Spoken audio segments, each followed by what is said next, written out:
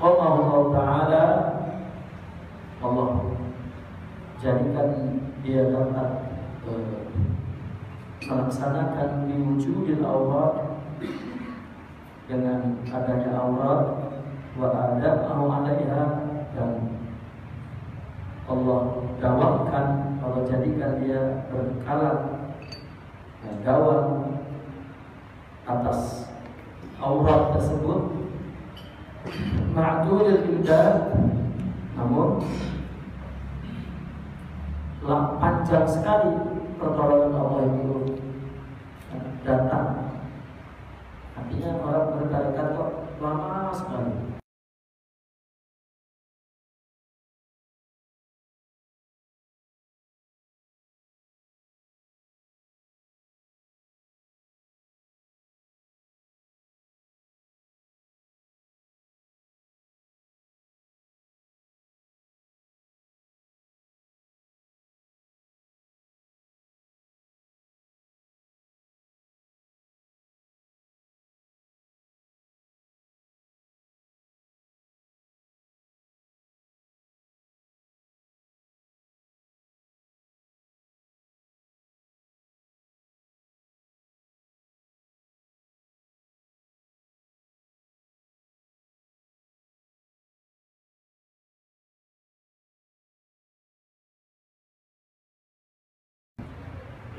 Melihat indikasi sifat secara fisik apa orang arif, dan juga tidak melihat sebuah bukti sebagai seorang pencinta cinta pada Allah Subhanahu wa Ta'ala. Karena kalau tidak ada wahid, maka tidak ada wirid.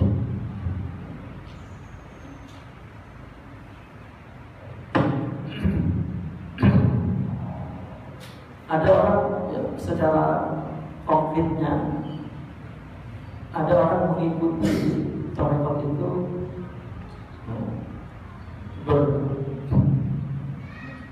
memakan waktu yang lama, yang panjang. Mungkin kita melihat sudah berapa belas tahun, mungkin puluh tahun orang berterikat, kok belum kelihatan ciri-ciri wali.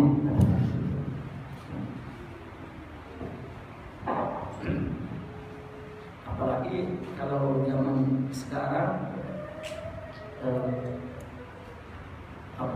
pandangannya, mindsetnya terhadap keluhuran itu kan sangat materialistik. Orang lulus dari pesantren puluhan tahun begitu pulang, kok nggak ada punya duit, ini nggak berkah ini kan. Lulusan dari Mesir misalnya, 20 tahun di Mesir, pulang-pulang kok masih kere aja gitu. Nah, ukuran tinggi rendah seseorang dilihat dari segi materinya. Ini mungkin yang membuat orang pun lama-lama belajar, ya begitu pulang bukan segera mengamalkan ilmu, ya segera mencari kekayaan dulu aja untuk naikin standar sosial. Itu karena hukuman dari masyarakat sosial, yang hukuman dari yang mungkin terutama dari dalam rumahnya sendiri. Orang tuanya lu belajar lama-lama masih nyusahin gua aja lu. Ya. Kalau seperti imam kita ya, Imam Syafi'i, nah justru anaknya disuruh pergi menuntut ilmu, belum pulang bawa duit, jangan aku buat malu kan gitu. Pulang bawa ilmu, bawa akhlak. Lalu kalau orang tua betul-betul nggak perlu kan balasan dari anak. Nggak tahu kalau orang tua dulu atau hanya orang tua dulu apa? Orang tua sekarang lain kayak. Lu ke sekolah tinggi-tinggi lo masih nyusahin aja. Ya. ada orang tua kayak Imam Syafi'i dulu kan. Imam Syafi'i begitu pergi mondok, kalau kita mondok lah pergi ngaji, pulang rupanya ya banyak rezekinya.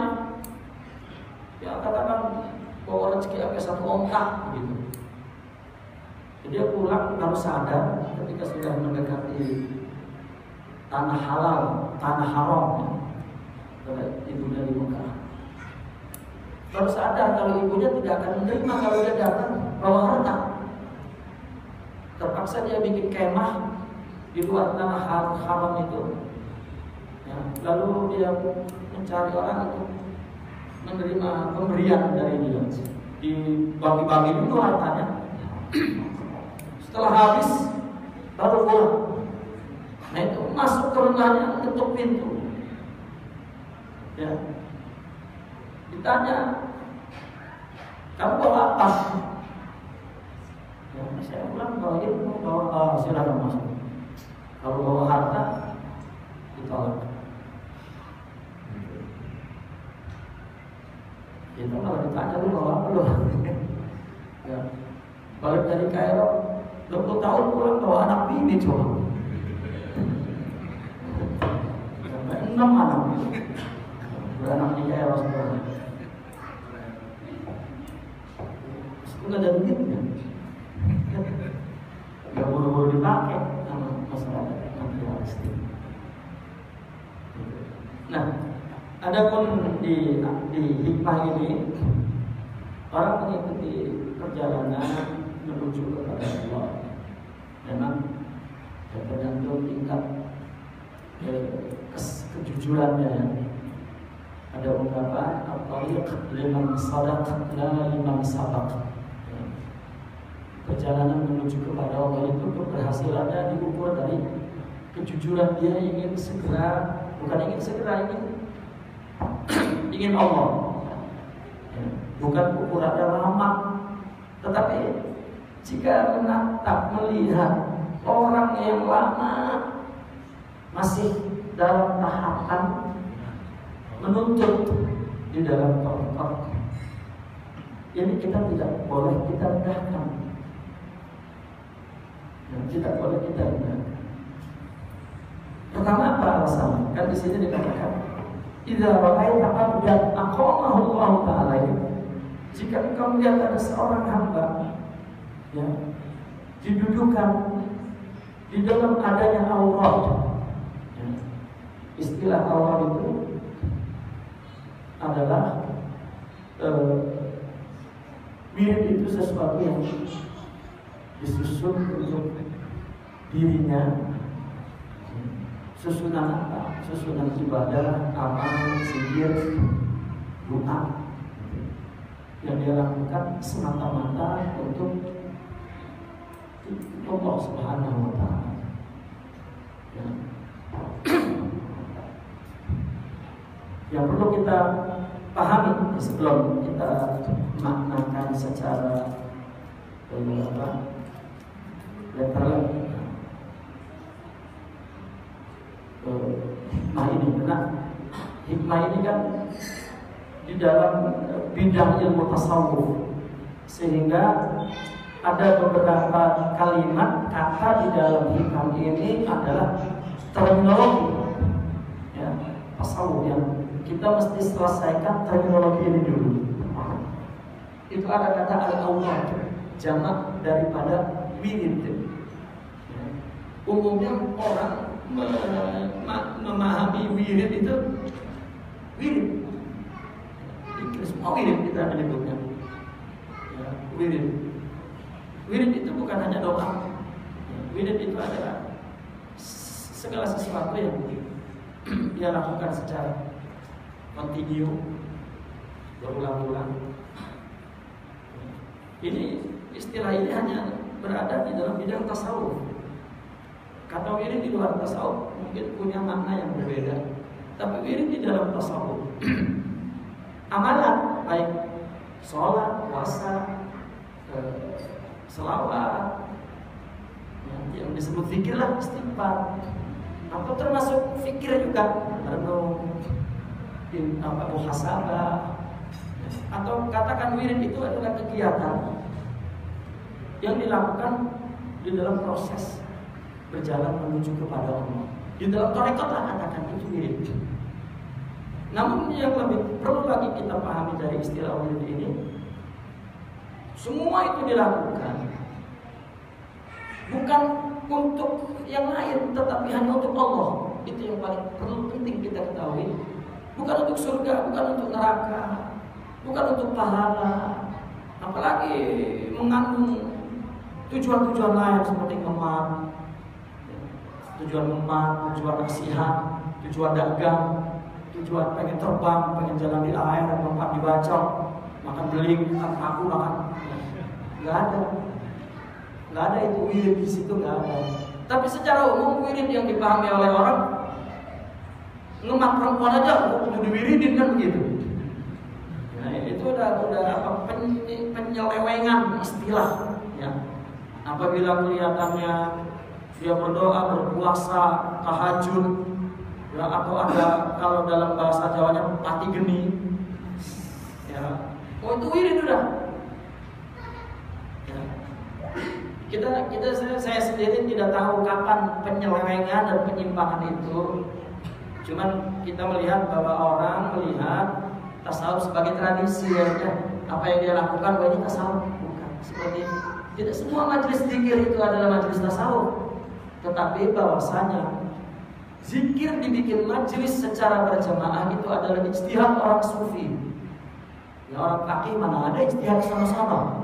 Enggak ada urusannya yang ke bidang itu.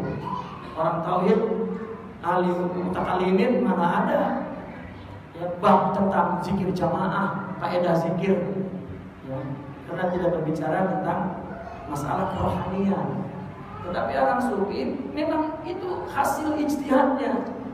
Dia jadikan sebagai media untuk menumbuhkan atau mempersiapkan jiwa agar mendapatkan maqamat ruhiyah, akhlak karimah, sifatul mahmudah, asrar ilahiyah, anwar muhammadiyah ya, atau hakikat Muhammad, apalah istilahnya, maknanya sama, yaitu sifat jamal Allah yang tumbuh di dalam jiwa manusia.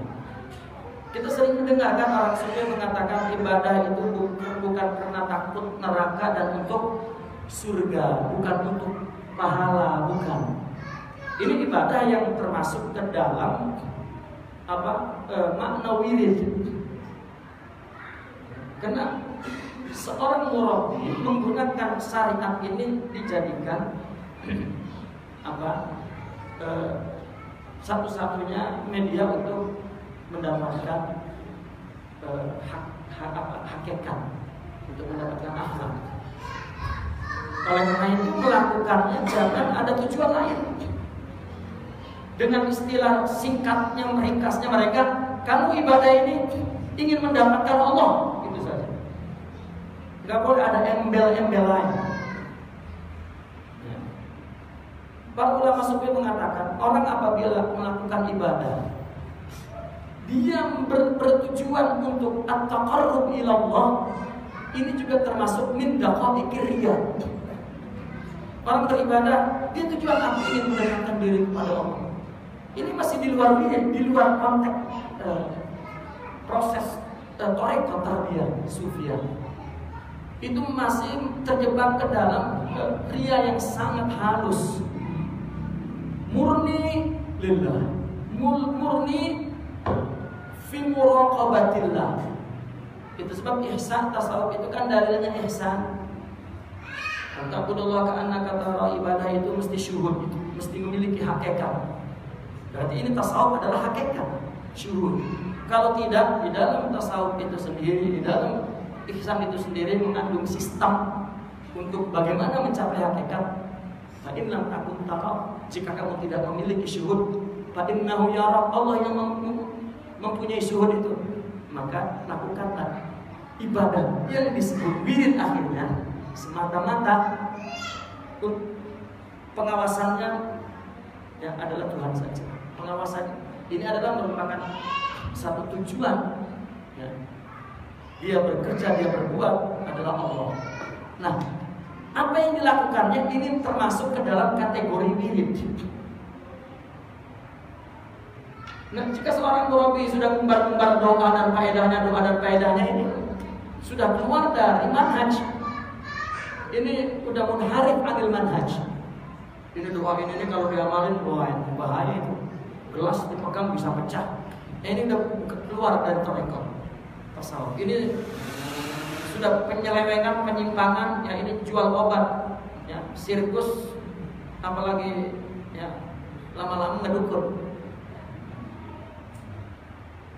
Ya, yang kami pahami, seorang murabi itu hanya menyibukkan muridnya Allah saja,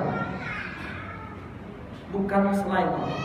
Jika seorang murabi menyibukkan muridnya dengan dirinya saja, itu sudah keluar dari adab seorang syekh. Yang namanya at-thariq ilallah, as-sair ilallah, as-suluk ilallah. Ya. Nah, sedangkan mindset kita itu, ya, kita sudah tidak lagi mengusut-usut kenapa sebabnya, kapan dimulainya. Terjadi pengamalan tarekat tasawuf hanya sebagai taklid, tradisi. Artinya orang-orang sufi tidak akan mengakui majelis zikir yang digelar di seluruh pelosok itu bukan kegiatan tasawuf. Mungkin beda ketimbang lumayan daripada main galet dengan majelis zikir. Ya, bukan. Enggak, artinya saya ingin menerangkan bahwa seremonial yang berlaku itu ya, semata-mata formalitas budaya akhirnya. Kayak tahlil kan, di kita budaya kan. Kita tahlil aja nggak tahlil, ya udah budaya aja dah kita. Kalau nggak tahlil nanti dikatain apa gitu. Sampai digunakan oleh kepentingan politik. Partai kita partai tahlil. Makanya tahlil coblos partai ini kan gitu. Nah, sudah saya ingin membersihkan bahwa kegiatan tasawuf murni lillahi ta'ala. Enggak ada campur. Nah, maka di hikmah ini, jika engkau melihat ada satu orang salik, ya, yang Allah tempatkan dia menjalani wirid. Wirid itu tadi kegiatan tadi itu. Ya. Wa adamahu 'alaiha. Allah sebetulnya yang membuat dia lama. Orang masuk tarekat 20 tahun dia baru mendapat ma'rifah. 10 tahun dia mendapat ma'rifah. 5 tahun dia mendapat ma'rifah. 4 tahun, 2 tahun, itu Allah yang mentakdirkannya gitu. Ya. Enggak ada bedanya. Orang 2 tahun dapat ma'rifah, atau orang 20 tahun dapat ma'rifah. Enggak ada bedanya. Mana yang lebih afdal? Tidak. Semua masing-masing berdasarkan ketentuan Allah. Ini mindset seperti ini pun mesti kita pahami. Ya kalau tidak, Imam Ibn Athaillah tidak ya mengangkat kasus inilah katakan menjadi sebuah hikmah. Maka jika engkau melihat seorang yang Allah letakkan di tempat wirid dan Allah kekalkan di situ, meskipun lama waktunya belum dapat, tidak boleh kamu rendahkan. Kenapa? Begini, orang ketika melakukan masuk ke dalam tarekat, dia melakukan wirid ini susah payah, karena selalu memusatkan orientasi agar ibadah itu Allah saja, itu bukan sebuah pekerjaan yang ringan itu. Ya sebetulnya di luar, bukan kita tidak boleh berdoa minta ini minta itu, ya boleh, tapi ini bukan kegiatan wirid. Maka kan seorang guru sufi akan memberikan doa kepada kita, dan doa itu akan diikat dengan waktu. Sekian yang membaca, artinya ini wiridmu. Ini wiridmu. Nah maka di luar itu dia berdoa ya untuk dunia, untuk kepentingan ya, doakan memang kepada Allah ya silakan. Tapi ini bukan ya istilahnya bukan untuk membeli Tuhan, katakan begitu, untuk membeli apa yang Tuhan, apa yang menjadi milik Tuhan yang kita minta. Nah sedangkan kegiatan tasawuf memang inginkan Allah, muridullah. Murid itu kan irwadah, ingin Allah. Nah, yang ingin saya jelaskan,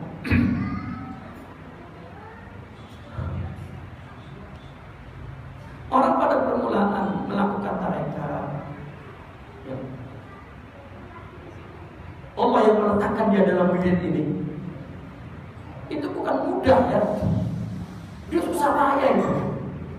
Coba dikasih wirid oleh guru ini, untuk kekal membaca wirid ini bukan kerjaan ringan. Dikasih wirid. Kalau kita ibadah untuk surga aja, godaannya berat. Nah, sedangkan tujuan yang tertinggi kita beribadah untuk Allah maha berat. Bukan ringan. Orang yang mendapat wirid dari guru itu dalam tarekat, ini seperti megang bara panas, memeliharanya itu, sehingga menimbulkan apa? Sehingga menimbulkan adalah kalau belum istiqomah, jangan berani-berani ngambil tarekat. Itu sebab mestinya orang pembawa atau pimpinan tarekat tidak memamerkan tarekat itu jadi murah. Ya. Karena sepatutnya seorang murabi, mestinya seorang murabi sebenarnya tidak mencari murid. Tetapi jika ada orang yang ingin Allah akan mencari murabi. Ini ada satu kelompok tarekat seperti organisasi mencari murid menggunakan sistem multi level marketing. Satu dapat 10, satu dapat 10. Itu saya tidak tahu apa motifnya. Kisah-kisah dalam kitab-kitab tasawuf, para mursyid itu menghindar untuk apa namanya, mempunyai murid banyak atau menghindar.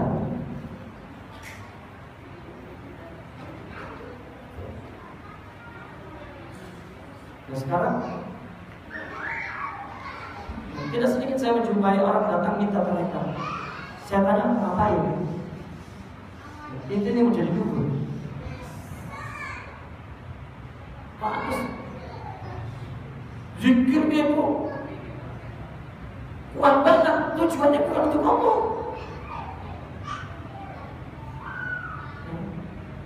Tidak sedikit orang bicara tarekat dan orang yang melakukan tarekat tidak berarti apa itu tarekat.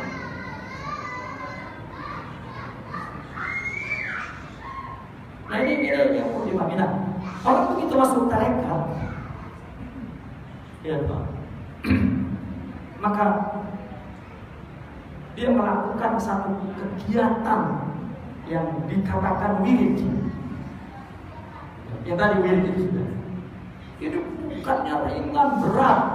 Satu tadi untuk komitmen kepada wirid itu, masya Allah. Ya, bukan main Pak. Setahun komitmen 3 tahun amburadul. Iya. Sehingga ketika ketemu guru, ya, saya jujur, ketika ketemu guru nangis lagi saya pegang lagi tangannya, saya perbaharui lagi janji itu. Ya.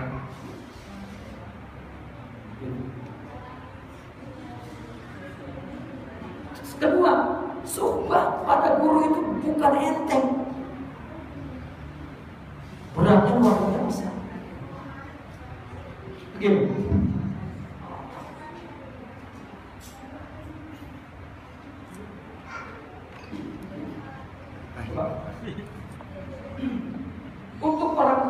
sampai kepada Allah itu mesti menjauhi syaitan, mampu melawan syaitan. Kedua, mampu melawan nafsu. Ketiga, mampu melawan anania, keakuan.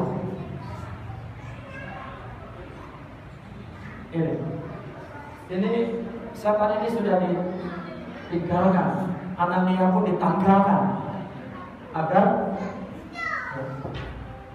meninggalkan Allah.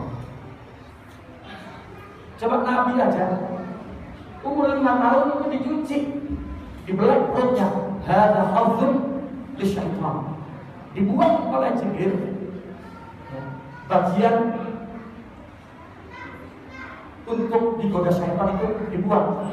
Maka Nabi sejak 5 tahun maksum minasyaitan.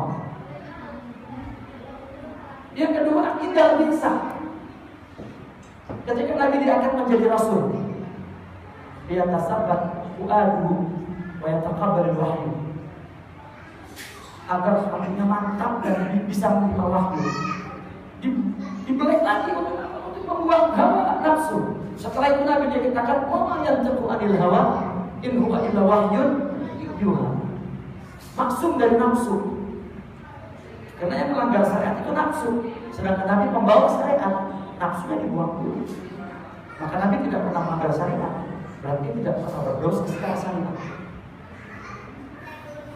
Bahkan kesalahan dilakukan ya, dari syariat justru itu untuk mengatur syariat, membuat syariat. Ketiga, beliau mau mi'raj. Ini untuk ruqyah, melihat Allah. Dicuci lagi. Dari apa? Dari anania. Fana di situ hilang. Dia melihat bahwa dirinya semua anugerah Allah. Dan ini kita ini punya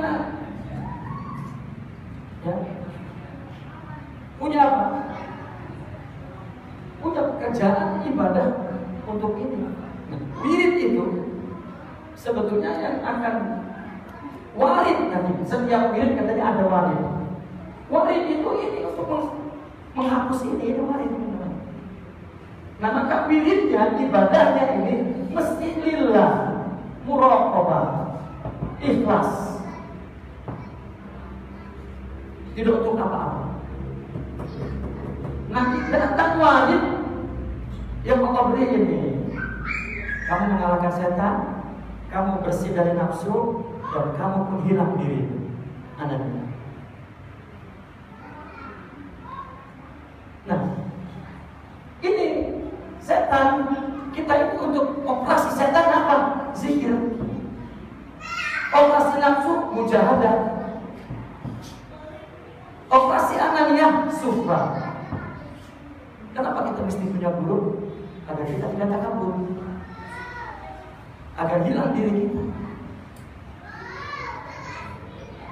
Ya. Itu sebab orang mendapat hakikat itu karena melalui mereka. Nah, ada lagi poin-poin yang perlu dipahami. Setelah orang melakukan wirid tadi, zikir ini secara umum ini semua wirid. Maka wirid itu ya berupa zikir, berupa mujahadah. Mujahadah ini juga ada zikir, ada amal, ada fikir, itu mujahadah. Terkadang si guru menyuruh kamu sholat jamaah wajib, itu untuk dia. Nah itu bocah kalau gak diikat sholat jamaah ya, 5 waktu dan wajibin, nggak bisa menguasai nafsu. Setiap orang penyakitnya berbeda, maka si mursyid itu mestinya ya, mengetahui apa obat untuk hidup tertentu dan seterusnya. Nah ini semua adalah wirid, disebut ini suluk, apa sih? Ini bukan mudah. Apalagi bagian mujahadah itu riyadhah. Sedikit makan, sedikit minum, sedikit tidur, sedikit bicara. Malah yang terjadi sedikit-sedikit makan, sedikit-sedikit tidur, sedikit-sedikit ngomong. Yang terjadi malah dikira sedikit ditambah lagi sedikit hilang, malah makin banyak, sedikit-sedikit banyak rupanya. Ya.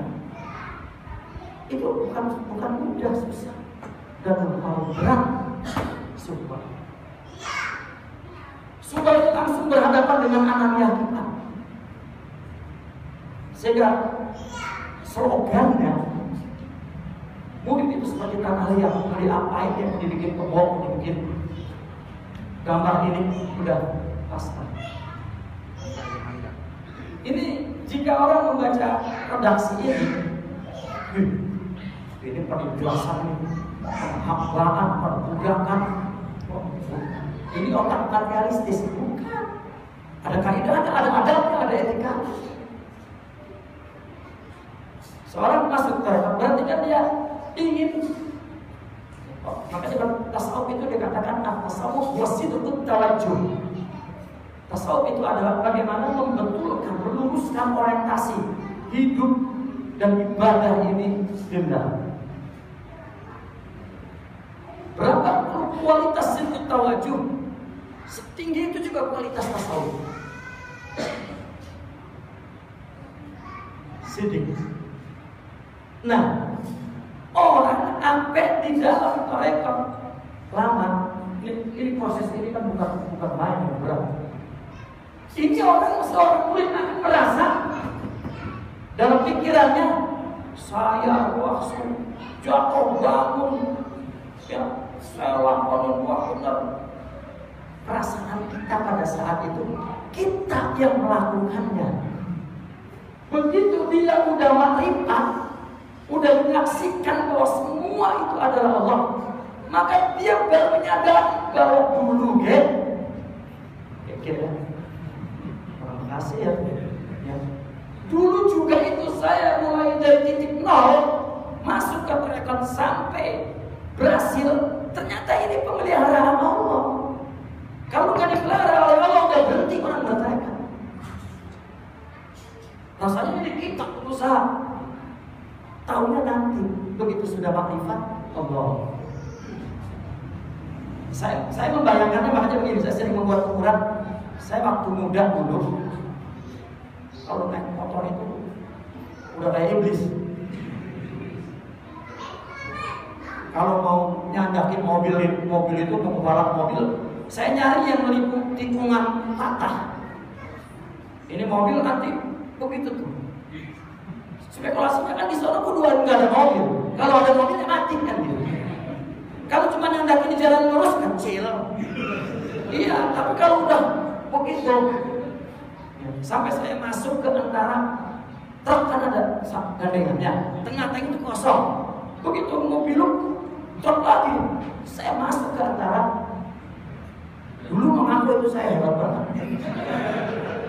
Saya begitu kalau udah tua ada anak bini begitu loh. Takut. Apa pikirannya? Dulu ya kalau Allah mati udah. Katakan begitulah secara logika. Dulu waktu kita pisah pas udah tua baru ternyata Allah mati kita. Nah maka orang-orang sufi yang sudah melampaui perjalanan rohani itu coba berbagi pengalaman kepada kita. Jangan dikira itu dia lama di situ. Boleh dulu kalau bukan Allah. Jadi wali bukan hanya balasan wirid, tetapi dia lama bertahan dan dalam di situ, itu juga merupakan wali. Tidak sedikit orang sudah tidak komitmen dengan tarekat mau lari. Kalau guru tidak kasih, tidak punya kasih sayang, dicari lagi dipeluk, lagi dicari lagi. Si murid menganggapnya perlu amat dulu sama saya ya.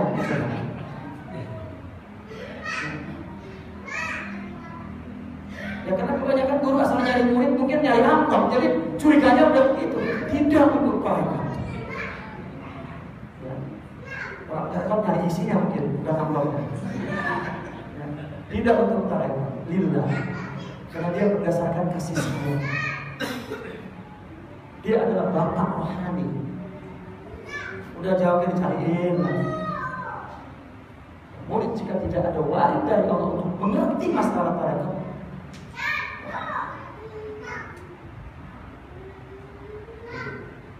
maka ukurannya bukan dekat sama guru, bukan jauh sama guru, bukan. Ukurannya sidik, dia mengerti dalam perjalanan mereka.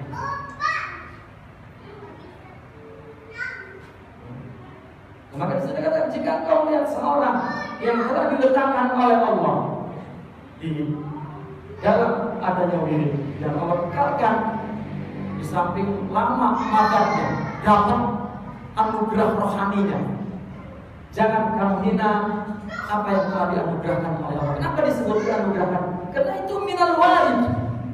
Dia lama itu sudah termasuk warid. Itu adalah sesuatu yang datang dari Allah ke dalam hatinya. Itu warid.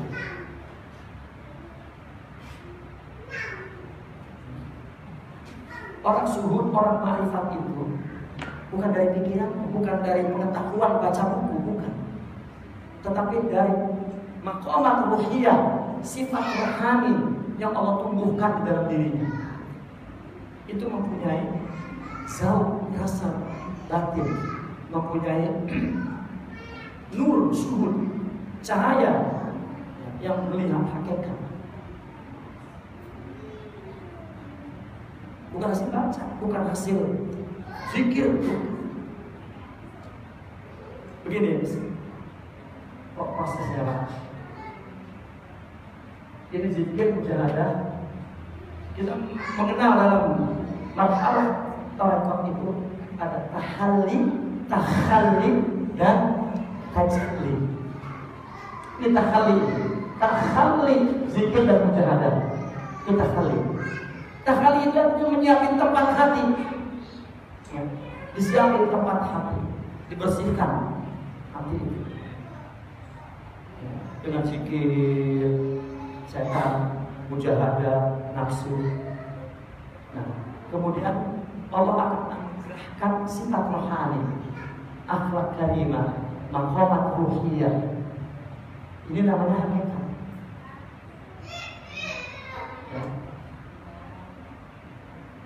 Orang membaca kitab hakikat, jika dia tidak melakukan proses tarekat, dia paham tentang tarekat tapi tidak merasakan apa itu hakikat sebetulnya. Maka ada pengakuan bahwa dia mengenal Allah. Itu pengakuan. Dan mustahil dia sendiri tidak mengerti. Dan itu banyak. Apalagi sumber bukunya cuma satu. Saya sering menyaksikan di Nusantara ini buku hakikat diukur dari satu buku yang ditulis oleh Syekh Muhammad Nafis. Sedangkan buku itu bagian yang terkecil dari masalah hakikat. Dan itu sumbernya adalah Imam Ibnu Arabi, Imam Abdullah Saqali. Sumber tulisan itu. Baik, yang ini saya katakan, apabila dia sudah melakukan tahalli, pengosongan, pembersihan, penyucian, penyiapan diri istidad, maka menunggu warid apa? Tahalli. Tahalli itu prosesnya adalah dari guru suhbah, dari hati guru ke hati. Ini yang tidak banyak dipahami dalam umat Islam, bahwa ada bagian agama yang mesti diambil min qalbi syaikh, min qalbi shalihin. Setelah dia mengambil min uqulihim, ya, orang membaca, mengamalkan, dianggap sudah selesai. Tidak, itu baru ya, syariah, baru zahir syariah, bukan batin syariah. Ini yang tidak diprediksi oleh banyak ulama.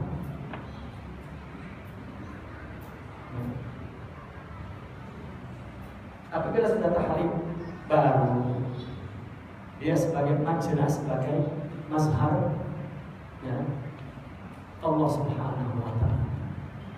Nah, ini warid masuk ke dalam hatinya. Warid itu nanti ya berupa apa? Berupa pengisian batin. Kalau dilihat apa sih itemnya itu yang dimasukkan, itu maqamat ruhiyah. Maqamat ruhiyah ini istilah di dalam tarekat. Kalau di dalam istilah hakikat, asrar ilahiyah, anwar ilahiyah, atau dengan merek utamanya yaitu Anwar Muhammadiyah. Muhammadiyah ini merek. Nah, ini ya tidak diprediksi. Karena saya berpikir bagaimana menjelaskan ini. Ini semuanya terminologi. Wirid terminologi, madad terminologi, arifin terminologi, muhibbin terminologi, wahid terminologi. Istilah dalam tasawuf. Makanya saya harus menerangkan lebar-lebar ya, tentang hikmah ini. Artinya orang lama-lama di tarekat itu juga warid minallah. Mereka para wali inilah yang memberitahu kita. Coba lihat ini. Kenapa larangan kita tidak boleh menghina? Alasannya li'annaka lam tara alaihi simatil arifin. Karena kamu tidak dapat melihat ciri ma'rifat itu, enggak tahu. Orang yang tahu siapa yang arif itu orang arif. Al-arif la ya'riful arif illa al-arif. La ya'riful wali illa al-wali, la ya'riful alim illa al-alim. La ya'rifus sabir illa as-sabir.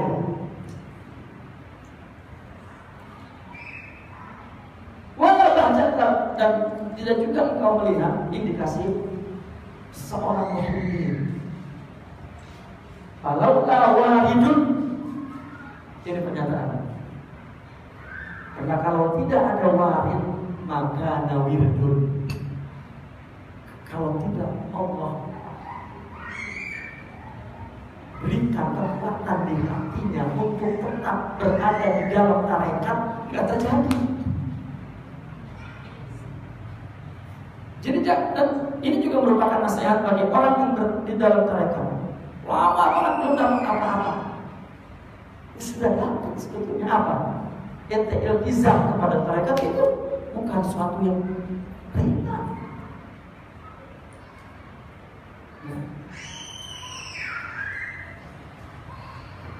Padahal di dalam praktek amal agama, sehingga diblunder oleh orang sufi ini wirid.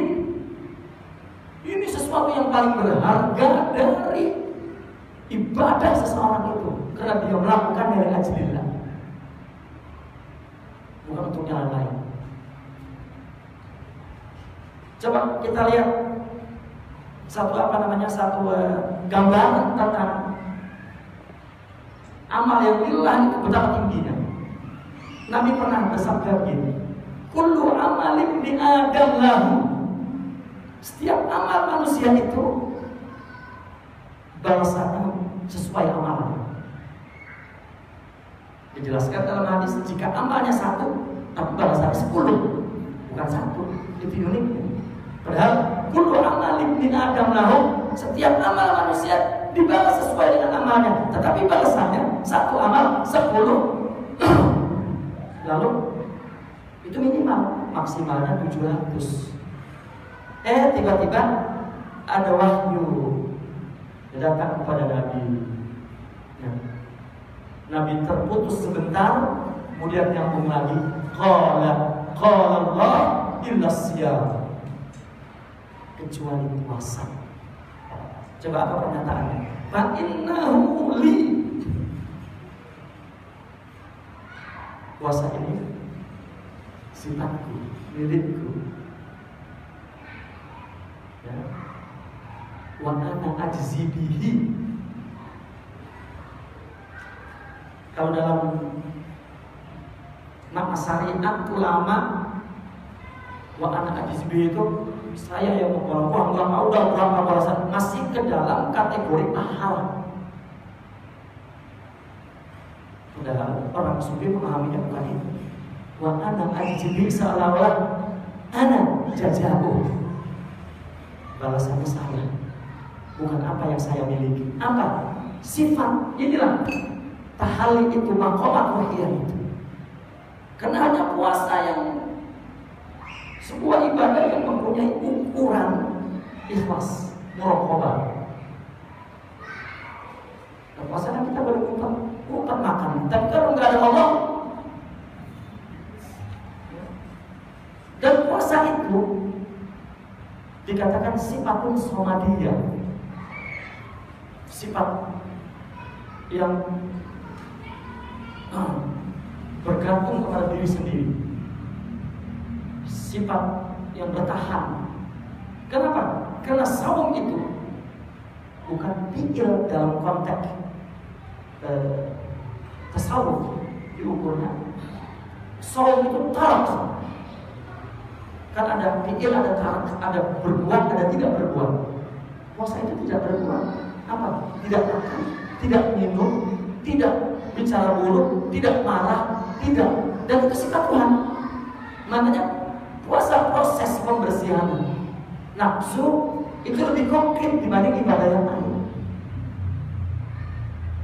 Akhirnya kata orang sufi, puasa itu adalah merupakan gambaran perjalanan sufi.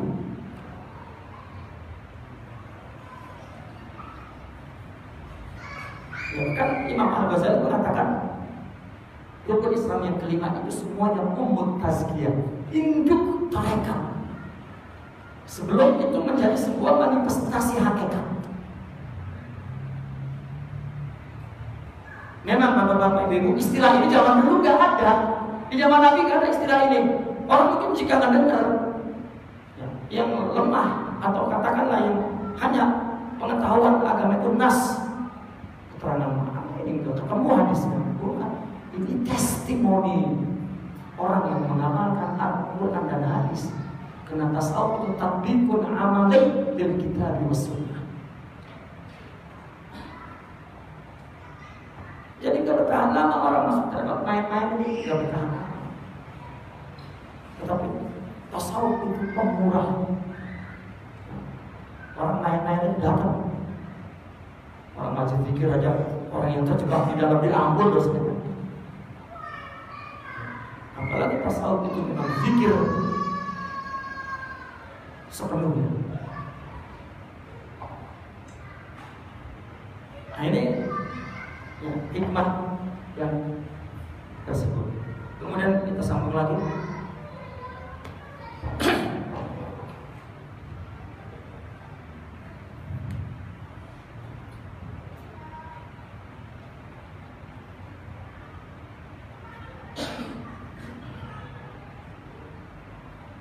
Qaumun aqamahumul haq. Qala radhiyallahu qaumun aqamahumul haq li khidmatihi wa qaumun ikhtassahum bi mahabbatihi.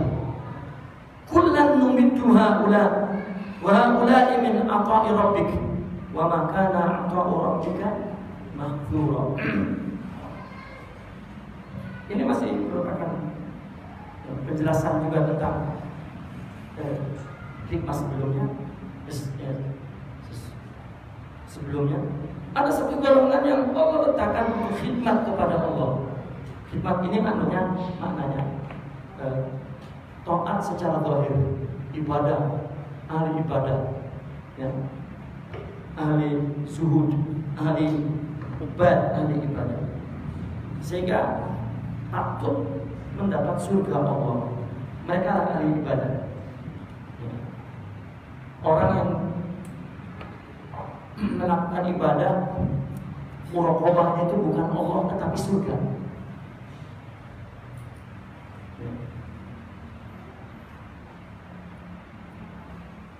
Dan itu bukannya baik, bukannya buruk, itu tinggi banget. Itu juga sudah tinggi banget. Kita dapat segitu aja udah bagus. Ini jangan-jangan dapat yang tinggi enggak, yang ini juga enggak. Ini udah bukan rendah, ini tinggi, jangan main-main.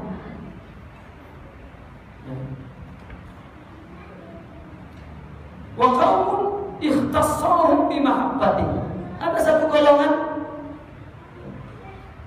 yang Allah khususkan dengan cintanya. Nah, maka apa yang diperoleh? Al-qurbu, dekat kepada Allah. Jadi qurbu orang sufi punya terminologi sendiri. Dekat itu maknanya sama. Ada ungkapan orang sufi begini. Dia menjelaskan Allah dari segi martabat, zat dan sifat. Wujud manusia itu adalah penjelmaan zat. Karena zat ini sifatnya wujud, ada. Kita ini berwujud ada, berarti kita itu surah. Rupa reka wujud Allah. Dan tentu sifat wujud itu gagah, sifat diri itu gagah, jalan. Dan banyak sifat dan nama Allah yang menyangkut kepada zat. Kemudian ada yang namanya sifat yang berdiri di zat, ini jalan namanya. Ini sifat ini akan tajalli ke dalam rohani di dalam diri kita. Sehingga orang sufi mengatakan jika zat namanya Allah, sifat itu namanya Muhammad. Ini simbolik, bukan agama, bukan begitu namanya, ini simbolik. Orang kesulitan baca kitab tasawuf itu karena tidak punya terminologi yang diangkat oleh orang sufi dari simbolik, dari isyarat, dan dari terminologi yang dibuat oleh orang sufi sebagai sebuah bidang ilmu.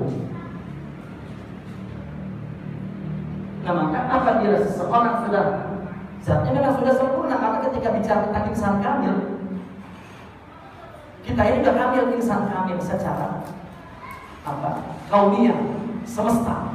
Tapi tasawuf membahas kesempurnaan itu rohani, mendapat sifat Allah ini. Nah, sifat Allah ini sarana untuk memperolehnya cinta.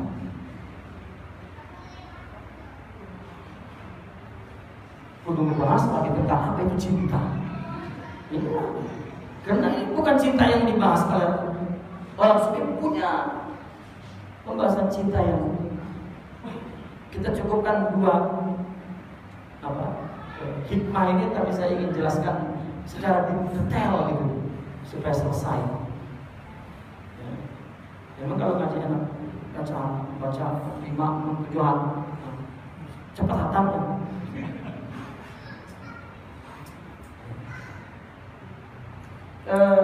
Karena ada kaum yang dikhususkan di mahabbati. Ini cinta rohani, bukan cinta fisik. Karena tadi saya soalnya jelas tentang cinta sudah. Nah, ada orang yang dikhususkan kepada ahli khidmat. Dia membangun agama ini di fisik saja, di amal, berdasarkan ilmu. Apabila amal berdasarkan ilmu, nggak ada amal, nggak ada ilmunya. Kita ibadah, sholat aja. Kalau ilmunya kita tidak sempurna, jangan bicara hakikat dulu. Amal zahir aja nggak ngerti apa-apa. Hakikat itu sebuah ilmu yang dia pahami, bukan sebuah fakta yang ada di dalam dirinya. Orang akademis, profesor filsafat tasawuf lebih banyak menghafal istilah ilmu hakikat dibanding ulama yang tidak ngerti tasawuf. Tapi bukan berarti dia juga itu al-arif billah. Ilmu ini dipelajari oleh orang-orang kalis. Orang kafir begitu pakar terhadap teknologi tasawuf. Futuhatul Makkiyah itu habis dibedah, tapi dia jadi nalar logika aja. Selama didapatkan itu cuma melalui membaca dan ngaji, hanya menimbulkan pengakuan bahwa dia ahli hadis, tapi dia tidak lam yazuk, dia tidak merasakan apa itu hakikat. Nah, saya ingin menjelaskan di sini bahwa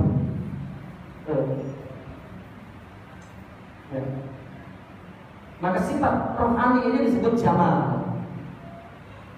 disebut jamal. Nah, ini mendapatkan sifat rohani ini melalui mahabbah. cinta. Ini saya jelaskan secara cepat ya. Nah, orang sufi menjelaskan cinta itu ya dengan dua cinta. Orang sufi bagi cinta ada dua, ada cinta tabi'i, ada cinta hakiki. Cinta tabi'i, cinta yang tumbuh dari fisik. Ini ada hukum tabi'i, ada hukum hakiki. Hakiki ini sering juga diistilahkan hukum ilahi. Ini hukum tabi'i. Dengan kata lain ini hawa, nafsu. Manusia terdiri daripada jasad. Jasad ini mata, telinga, mulut, akal, ya, rasa fisik, keperluan biologis, keperluan perut. Ini namanya fisik, tabi'i. Ini punya keinginan nih, mata ingin melihat, kuping ingin mendengar, terus perut ingin makan, kemaluan ingin melakukan keperluannya. Nah, satu kesatuan keinginan dari seluruh anggota tubuh ini disebut cinta. Itu sebab orang sufi mengutuk hukum dunia dengan objek. Cinta yang timbul dari keperluan fisik itu dunia, bukan dunia. Oke, selesai. Ini juga disebut cinta. Yang kedua, cinta ilahi, cinta rohani. Ruh, katakan ruh, nur seperti ini. Nah ini tidak timbul cinta roh kita kalau tidak ada sifat-sifat terpuji. Coba ini tubuh kita ada sifat Allah juga. Apa? Melihat, mendengar, berpikir, ya, dan menikmati pemberian Allah semua. Itu adalah sifat-sifat tubuh, anggota tubuh ini. Ruh juga punya sifat-sifat yang menjadi ciri hidup. Kita kalau ada mata, telinga, akal, mulut, hidung, perut, kemaluan, hidup kan? Satu aja kan hidup kemaluan, itu udah kurang hidup. Mata kurang. Kalau semua ada sempurna. Ruh punya sifat-sifat yang Allah wariskan, Allah berikan ke rohani. Syukur, ridho, sabar, ikhlas, warok, zuhud, yakin, syauq, unus, khauf, wajar, tawakal, dan pada sifat-sifat yang disebut akhlak katakan. Jika kita memiliki sifat, katakan, kalau kita anggota tubuh kita sudah tahu ada berapa biji anggota tubuh kita. Jika sempurna, semuanya ada, maka cinta kita sempurna. Ruh misal, ruh ini perlu 100 sifat. Kalau kita memiliki 100 sifat, sempurna cinta kita. Kalau kurang ya berdasarkan itu. Jika ruh kita sempurna sifat, maka ruh itu yang menimbulkan cinta kepada Allah. Bagaimana kita ini punya ilmu, punya amal, ibadah, semuanya kita lakukan di sini, tapi tidak ada hakikat di sini. Makhabat ruhiyah, tidak cinta. Konsekuensinya tidak ingat. Ingat itu kan coba orang demen sama kekasihnya. Ingat dari pikiran, bukan dari cinta. Ingat itu syauq rindu. Timbul, nggak bisa dilupakan. Diancam sama kita kan, lupain laki-laki itu, laki-laki bejat aja. Itu malah makin cinta kan, makin ingat. Orang wali disiksa untuk melupakan Allah, Islam, makin besar. Cuma kalau tadi cinta perempuan itu nafsu, ini ruh. Ya kalau nggak ada ini, meskipun ilmunya tinggi, amalnya banyak, ditekan duit, berubah. Iya, berubah. Intimannya kepada Allah. Kalau ada ini nggak berubah. Meskipun miskin apa, nggak berubah.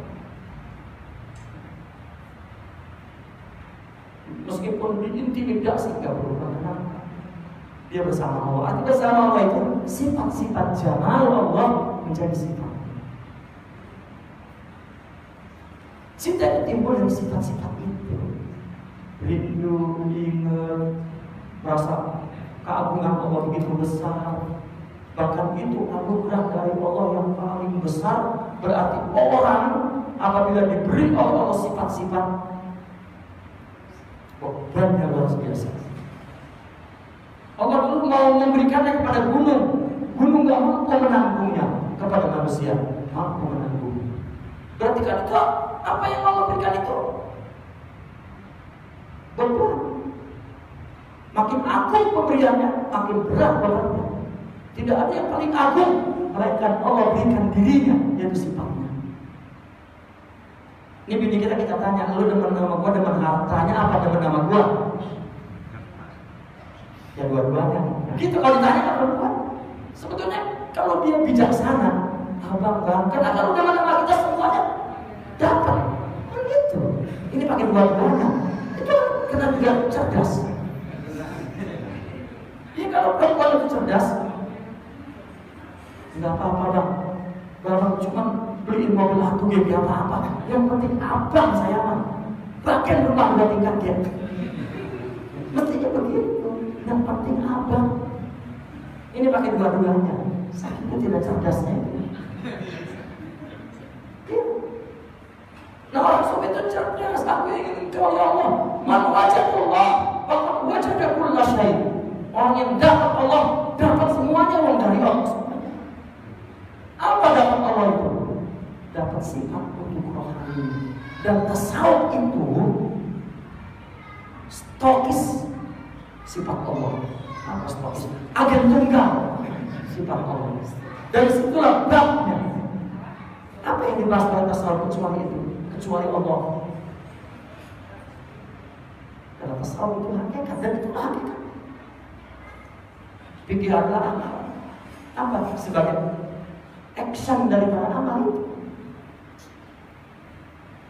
Itu cinta. Nah ada orang yang memang Allah khususkan cintanya aku berikan aku untukmu. Sehingga apa yang diperintah, apapun yang dilakukan oleh Allah berdasarkan cinta. Lain Pak, orang kita beri amat teman kita berbuat untuk cinta. Kalau enggak, masalah. Ya. Enggak begitu aja misalnya. Menyediakan waktu ketemu anak ini kalau mungkin yang enggak ada untungnya ngapain. Tapi kalau cinta, waktuku, hartaku, diriku, ya, untukmu. Enggak ada harganya. Cinta itu yang menjadikan semua indah dan betul. Nah ada orang yang hanya sebagai ahli khidmat, ahli zahir, batinnya tidak ada.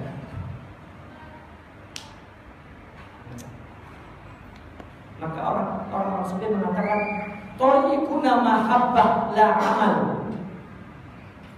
Ya. Apa? Cara kami itu cinta bukan amal. Ini jangan nanti berarti orang seperti gak beramal. Bukan. Semuanya cinta. Karena kalau tanpa cinta, amal hanyalah maslahat. Pengen surga, pengen neraka. Saya udah berdoa lama, Allah cium baik. Gitu.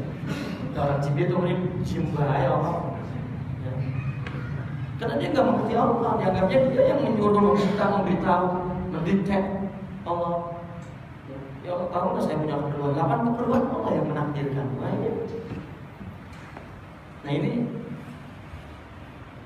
ada dua golongan orang, ya. Ada yang fokus kepada sibuk di dalam pikirannya amal. Coba begini Pak, saya memberikan ilustrasi. Orang punya bini nggak demen sama lakinya. Kita punya bini nggak demen sama kita. Tapi karena udah dia tunduk sama orang tuanya, atau diancam karena lakinya dulu pun harus bakal nggak mau. Ini ada loh, faktanya ada. Dukun punya bini sampai 4 itu diganti. Bininya yang tua itu ancamannya itu nyawa. Kalau enggak buat kalau enggak izinin gua kawin lagi gitu. Ya, ini tiga-tiganya juga udah ketakutan. Coba kita teman sama orang takut dilaporin ke dukun, ini dukunnya bisa. Maka perempuan itu terpaksa tanpa cinta dia melayani suaminya. Maka perempuan ini akan sibuk dengan pekerjaan, bukan dengan diri suaminya. Ngapain lihat suaminya sedang dia ada orang. Coba. Tapi coba kalau dia cinta, dia sibuk gitu. Kitanya, diri kitanya, diri suaminya, dia sibuk dengan diri suaminya. Maka ketika dia mengatakan ada apa-apa, bahkan lebih ngerti daripada yang pertama. Bini belum ngomong ya udah siap. Itu mah kena omelan mulu. Buta mata lu kalau ada alus begini. Tapi kalau bini yang memang sibuknya diri kita, itu fakta Pak. Ulama itu ibadah. Ada yang sibuk dengan ibadah bukan dengan Allah. Karena sibuk dengan Allah itu di batin. Sibuk itu terjadi jika Allah ada pada dirinya. Itu cinta. Apa? Itu sifat ilahiyah yang jadi. Ini orang beragama tidak prediksi ini. Dia beribu beramal, udah jadi kiai, tuan guru, selesai. Ngaku lagi. Ini musibah. Gak bisa orang gak sibuk dengan Allah kalau Allah. Bahkan rasa Allah itu seperti apa? Ada ilustrasi yang sering saya ulang. Seorang anak ketika belum menjadi ayah, dia tidak mengerti tentang ayah. Ya bagaimana mengerti ayah, menjadi ayah dia. Kalau lihat bapaknya diomelin sama ibunya, bapakku gitu dengan dia. Kata anak, goblok banget ayah. Diomelin emak yang baik kata dia. Laki-laki apa itu? Begitu dia punya bini dan punya anak kan jadi ayah. Coba. Ayah itu ternyata sifat. Ya, ayah itu satu aja, satu sifat yang apabila datang kepada seseorang dia jadi ayah. Ayah itu bukan satu orang yang kita sebut ayah, nama Pak Udin misalnya, ayah Udin, bukan Udin, ayah itu sifat. Siapapun kepada gilirannya menjadi ayah, dia akan paham soal ayah. Baru begitu jadi ayah, diomelin nama bininya. Iya ya bapak gua dulu siang baik pantas. Baru ngerti kalau sudah jadi ayah. Pak, kita nggak akan paham Nabi Muhammad. Meskipun kita sudah amalkan agama, kalau jiwa Muhammad itu akhlak isinya kita tidak punya. Karena itu hakikatnya Allah. Kalau kita punya sifat Muhammad, nggak bisa kita melupakan Muhammad. Kalau boleh dia mengaku anak Muhammad, yang saya ayah. Muhammad ada dua, ada Muhammad universal, ini yang hidup di jiwa semua orang. Kalau Muhammad zat sudah mati, tapi diwarisi Muhammad, nur Muhammad, rohani Muhammad, Muhammad universal. Itu yang kita perlukan. Ini yang disebut, orang sufi menyebut hakikat Muhammadiyah. Ini merek sifat ilahiyah, maqamat ruhiyah, batin hakikat din.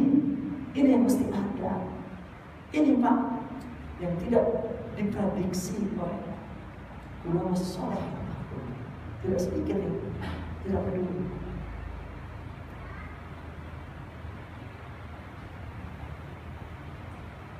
Nah, dengan memiliki itu, bagaimana dia melupakan Muhammad? Boleh jadi, dulu saya bingung memahaminya. Imam Syazili berkata, jika aku lupa Allah sedetik pun rasanya kafir. Jika aku lupa Rasulullah sedetik pun rasanya khianat. Kita ibadah ini Pak, memang ingat bisa nama Allah berpuluh-puluh tahun, tapi kenapa rasanya soleh? Nah, satu lagi, kalau kita punya cinta, perbuatan cinta itu kita lakukan dengan ringan. Coba bini tadi itu yang gak cinta, berat itu. Maka ibadah syariat disebut taklif lidhahiril jasadi. Tetapi kalau sudah dengan rohani, sukun taklif. Itulah buktinya kita kalau sholat kan. Kapan kita sholat itu segera ketika salam. Assalamualaikum, assalamualaikum. Alhamdulillah. Kenapa bukan guru-guru kita buat? Kita jangan tidak mengerti itu, kita berarti kalau masih itu perasaannya, jangan ngomong kita alim, jangan ngomong kita ngerti hakikat, jangan ngomong itu masih ilmu, masih zahir. Assalamualaikum. Udah cepat sholat, awal-awal terang makin awal makin malas terang berat. Nah itu dipikul. Maka kita harus jangan kau pikulkan kepada dirimu, pikulkan kepada Allah. Maksudnya apa? Dikasih ke Allah. Memiliki sifat ilahiyah. Itu berat. Bahkan lagi sholat itu enaknya. Apa kata Nabi? Arihna bis sholati ya Bilal. Nyamankan saya dengan salat. Kita mah gak nyaman pengen buru-buru salat. Itu cinta Pak Oke. Masa bertemu sama temenan cepetan ah. Enak banget ngeliat lu kan. Gak mungkin. Yang ada buset. Kita udah 7 jam ya, kira 7 menit sholat. Para wali itu kalau nggak dibatasi sholat itu 4 rakaat kagak berhenti Pak. Maka dia mesti berhenti karena ini syariat. Maka ketika salam astagfirullah. Masih ditambah lagi doa, kita mau udah buru-buru lari. Udah selesai urusannya. Kita apa benar coba? Udah ketemu lama kan? Masih besok lagi. Iya. Artinya pengalaman. Ya bukan pengalaman. Tapi artinya Pak, kesulitan orang memahami hakikat, dia tidak dapat mengembalikan kepada dunia syariat, kepada terminologi syariat. Artinya orang ini menganggap paham, gua doang yang paham. Lah kalau lu paham bisa menjelaskan kepada orang, ini agama. Terminologi yang dibuat oleh aulia itu ada rujuknya, ada apa? Terminologi syariatnya ada. Cuma dia nggak ngerti. Saya mah cuma saya doang nggak ngerti, nggak ngomong gitu. Tapi lebih dari itu pengakuannya. Dan itu akhirnya ulama itu kita ketinggian, dan dia nggak paham. Kalau paham nggak ketinggian. Ya kalau tinggi rendahin. Imam Ibnu Arabi punya teori, punya manhaj. Ya.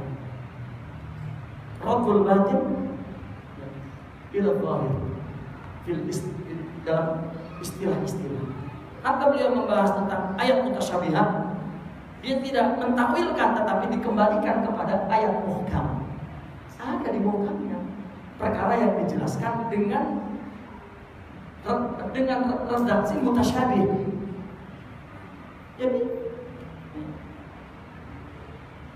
seperti mana Imam Ibnu Arabi mengembalikan akidah Asy'ariyah yang penuh dengan istilah ilmu kalam, bahkan bukan dikembalikan kalau itu ya, didalamkan dengan menggunakan istilah zauqiyah.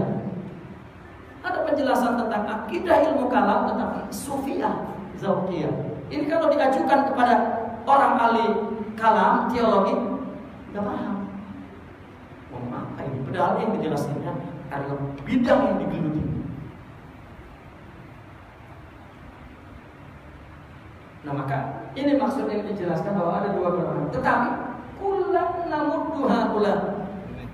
Semuanya kami yang memberikan madan itu, yang menganugerahkannya dari pemberian Tuhan.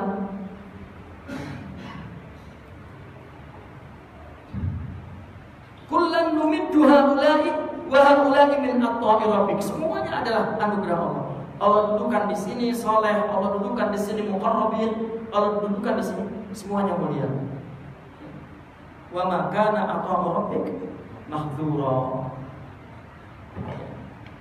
Dan pemberian Allah semua datang. Enggak ada halangan kepada siapa. Dan diletakkan di situ ya sudah segitu, diletakkan segitu. Ya sudah segitu. Inilah ya, tasawuf tariqah. Ya, saya memilih setiap pengajian itu menjelaskan tentang tarekat, ya, yaitu tashih al-mafahim, bagaimana memperbaiki pemahaman, pandangan, mindset yang sudah jadi takalid, sudah jadi tradisi yang salah, baik dalam pengamalan tarekat dan pembacaan terhadap ilmu hakikat, dan tidak tahu asal usul kronologis dan teknologi yang dibangun oleh orang sufi sebetulnya untuk dapat mengamalkan syariat dengan baik dan menyembah Allah dengan baik. Demikianlah Bapak Ibu sekalian, saya ikhtisar ya, saya tidak membuka tanya jawab malam ini. Nah, mesin hampir mogok saya 2 minggu nonstop, pagi sore malam, pagi sore malam. Ke depan saya masih pagi sore malam, pagi sore. Dan ada isyraq juga, jadi saya minta maaf, saya tidak membuka tanya jawab. Ya, padahal nggak ada tanya jawab makin girang dengan ngaji biasanya. Tapi saya minta maaf aja, padahal nggak kasih girang. Minta maaf juga. Insya Allah bulan depan kalau memang ada ujian, ini Ramadan kan bulan depan, iya. Kalau Ramadan malah berhenti ngaji, saya heran itu. Karena kita kalau Ramadan ngaji itu makin penuh, berarti tanggal ke-9 nanti, dari pagi sampai sahur, dari pagi sampai sahur kalau Ramadan. Ini Ramadan makin dilonggarin. Akhirnya nanti naum sahib ibadah, nanti bisa ibadah mau tidur. Saya tidak tahu kalau memang ada Ramadan, saya bersedia. Tinggal mungkin pengaturan waktunya ada Ramadan, ya saya penuh dengan daurah. Insya Allah kita sambung bulan depan. Alhamdulillah, Al-Fatihah.